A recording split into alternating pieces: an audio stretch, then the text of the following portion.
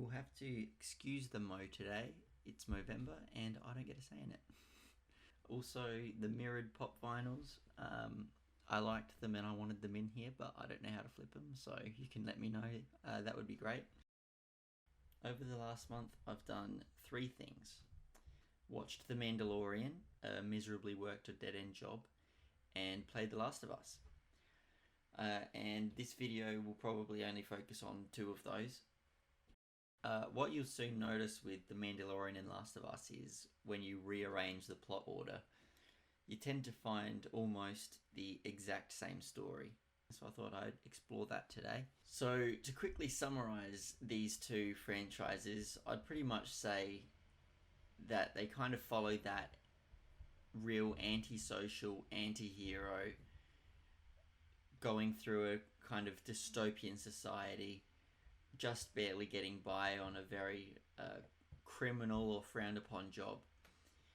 At some point they cross paths with a very playfully innocent child that's quite dissimilar to them, and pretty much they have to escort this child through countless enemies and protect them to get them to a drop-off point to secure a pretty good payday that will set them up for a good while, considering they've only just been getting by lately.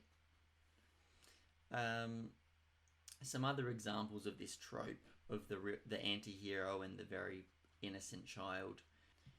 We see this in Game of Thrones with the Hound and Arya. We see this with the Walking Dead game with Lee and Clementine. We see this in The Witcher with Geralt and Ciri.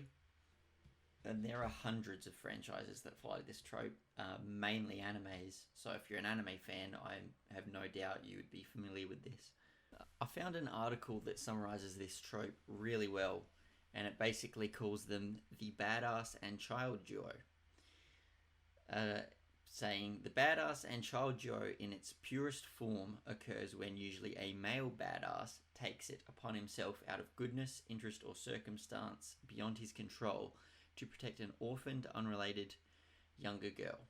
Or usually younger girl, it doesn't always have to be. The badass and child duo is made up of 2 parts. The badass, who's a jaded, magnificent, strong, silent type, and very often male anti-hero with a dark and troubled past.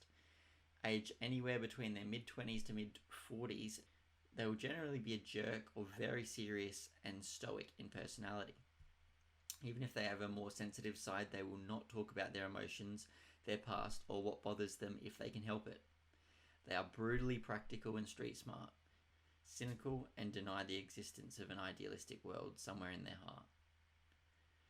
In combat, they are always a veteran, and they will be a one-man army, usually well known in the universe, often with a badass nickname to match. Easily able to mow down dozens of enemies, one after another, without too much effort, their dangerous reputation is sometimes the cause of half the problems they face. At least half the opponents they verse will be there to defeat them rather than to snatch the child away. The badass often sees the child as a morality pet, as a way to atone for his past, or as a replacement goldfish for a deceased child they've lost. It is not uncommon for him to perform a heroic sacrifice in order to protect the child.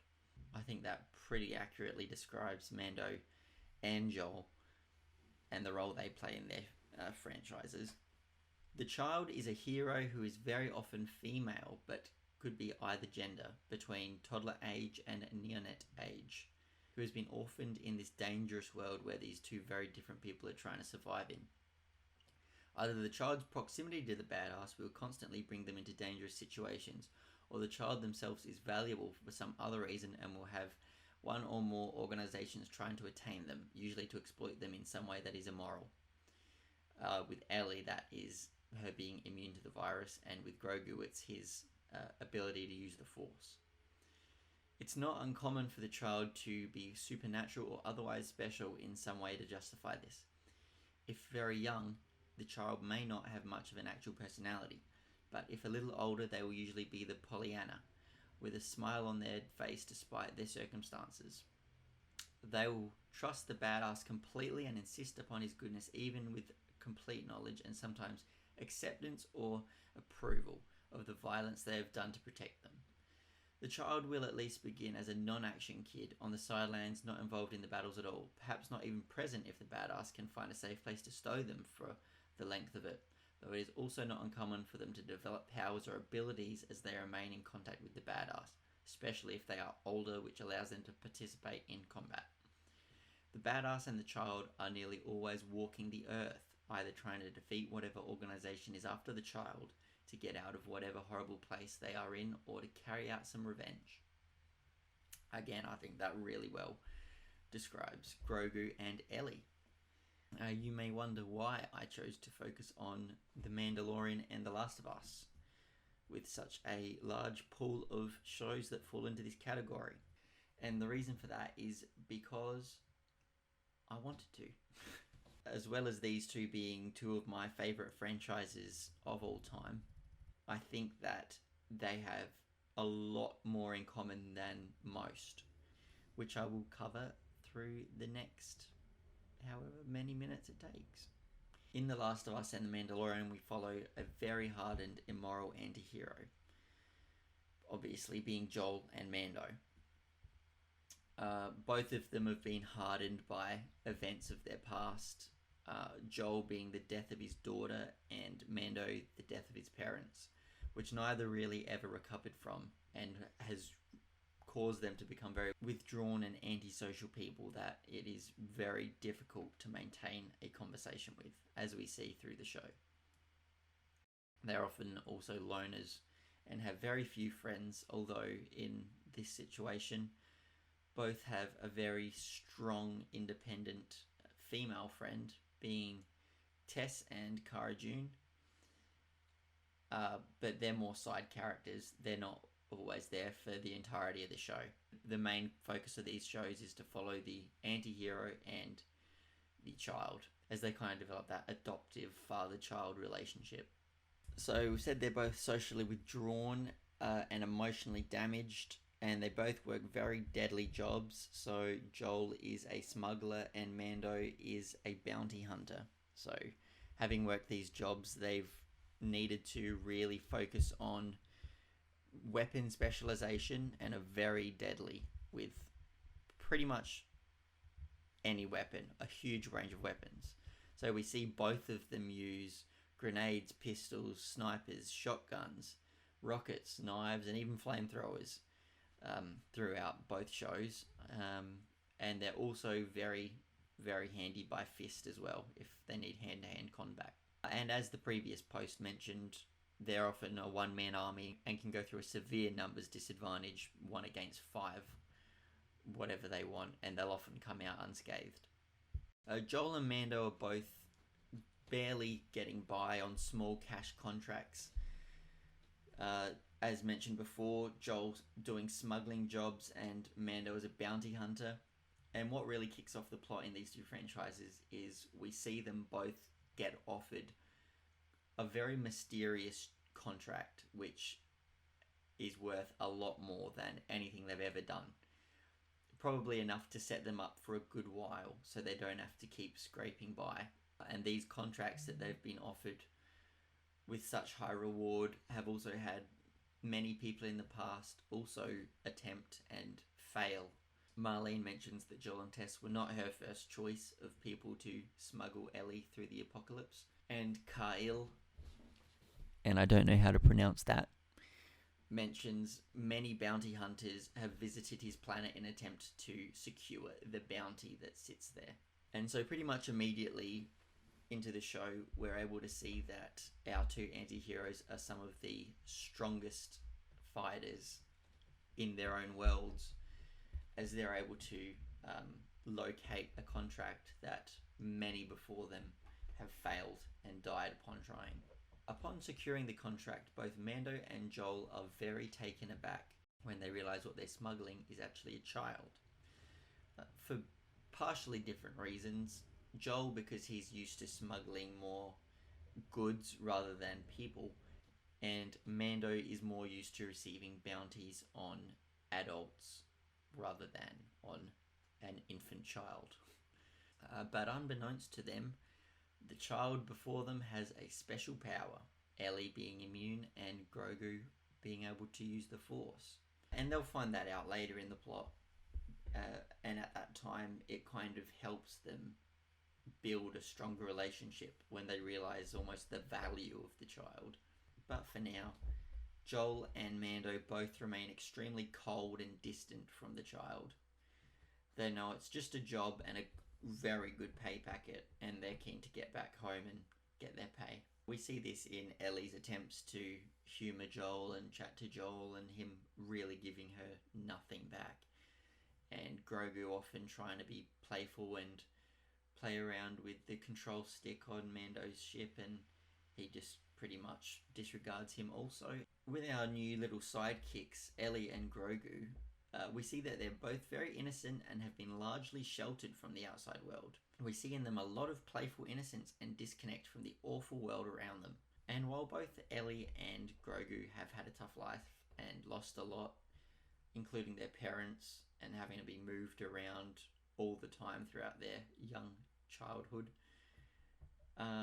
they still maintain that playful innocence, whether that's because they don't quite understand or if they're just more emotionally stronger than what we see Mando and Joel, and that makes sense because they have lived a much tougher life. The overly dependent children get attached to Joel and Mando, but their attempts at connecting are coldly knocked back. So obviously, as I just mentioned, we see Joel and Mando are very disinterested in building this kind of relationship, while Grogu and Ellie almost depend on it. They really need someone to help them. They've got nobody. They're always bouncing between places and people to protect them. Joel and Mando are not wanting to be those people, and they just want to get home and get their next contract. So for now, these attempts at kind of building that relationship are very unsuccessful. So as the plot continues, another really instrumental part of the relationship that gets built between Joel and Ellie and Mando and Grogu is when Joel and Mando enter a fight, as we've seen them do countless times already, and we'll see them do countless times more. Except this time is a little different. They quickly fall out of favour in this fight and are very much on the losing side and very close to death. And this is when their little friend they're escorting comes in very handy and saves them.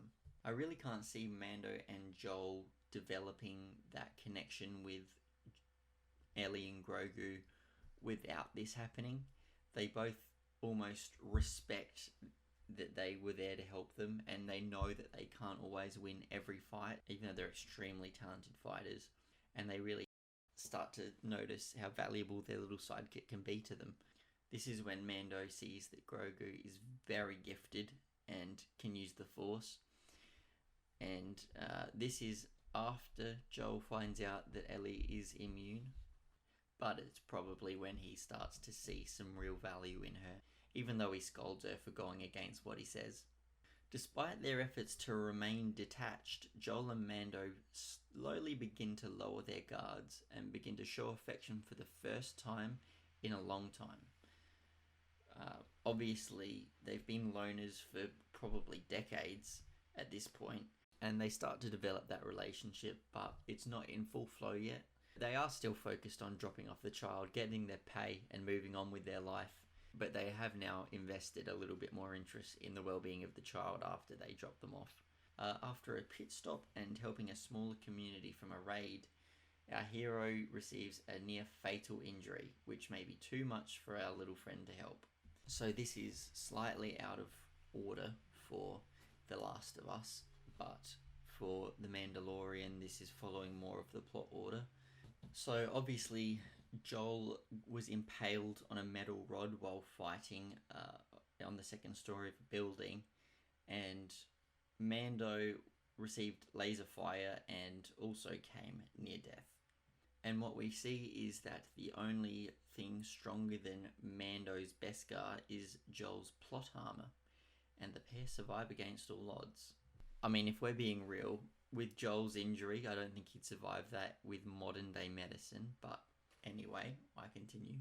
While trapped against overwhelming enemies, a friend sacrifices themselves so the hero can escape to safety.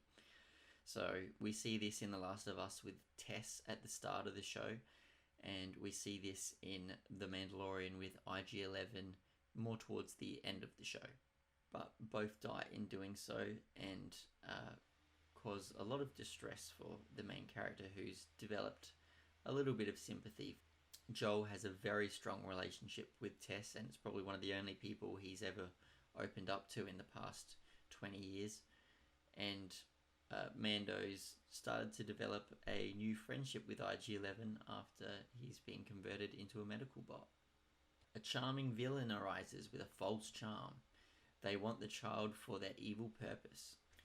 So in The Last of Us, this is David, who comes up while Joel is still injured. And in The Mandalorian, this is Moff Gideon, who comes into the show very late, just around the time Mando's been injured also. Both are in complete pursuit of the child and are not really interested in Joel or Mando. David's intentions are never 100% disclosed, but you do assume that he is not a very nice gentleman. And Moff Gideon wants to take advantage of Grogu's ability to use the Force, and he will not live a very happy life with Moff Gideon. The pair finally arrive at the drop-off point and secure their pay by offloading the child to an anti-villain. And I say anti-villain because, depending on the perspective of the show, you could maybe argue they're more ethical than our actual hero. But that would be Marlene, who's trying to develop a vaccine for the virus, and Grief, who, well, no, he's pretty much just a prick. After finally securing the pay for this job, which has taken a significant amount of their time, Joel and Mando realise that they've found something a little bit more valuable than money, which I think we all know was destined to happen.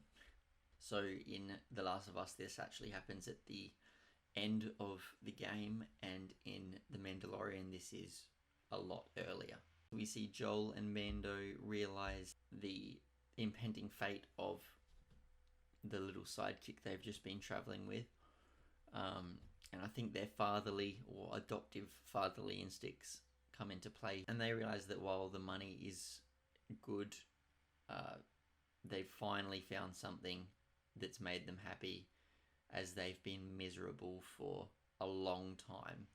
And I think they also notice the value the child has, as they've both saved their lives in the past, and they both have something very sought after in the world that they live in, being the immunity and the ability to use the Force. Joel and Mando go on a rampage to free their child once more. After going through countless enemies, they find their child unconscious, and against the pleas of doctors, they take and rescue them.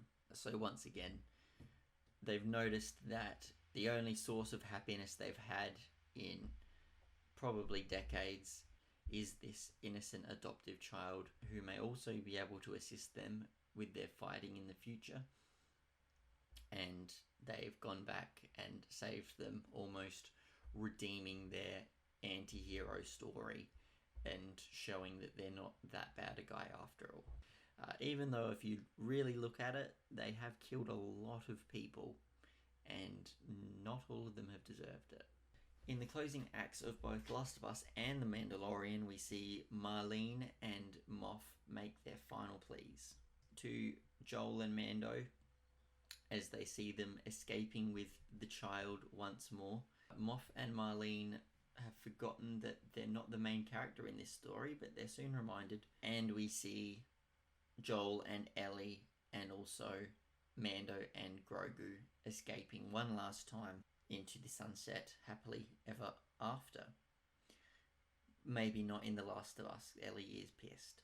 And one more thing which I thought really secured the similarities between these two franchises is Pedro Pascal was recently announced as playing Joel in the new Last of Us movie. For those who don't know, Pedro Pascal plays the Mandalorian. So playing the Mandalorian and Joel, he's playing this... You good there? So Pedro Pascal is now playing Joel after having played The Mandalorian. I think it's a pretty safe bet he's going to do a good job. I mean, he's almost exactly played this role before. But yeah, Pedro's obviously found his niche in playing that kind of anti-hero. And I'm pretty excited to see how he does in The Last of Us, as I've been a Last of Us fan ever since the first game came out. But yeah, I hope you found that a little bit interesting or you learnt something. If you like that kind of content, then leave a like and I'll try and make something else quite similar. Cheers.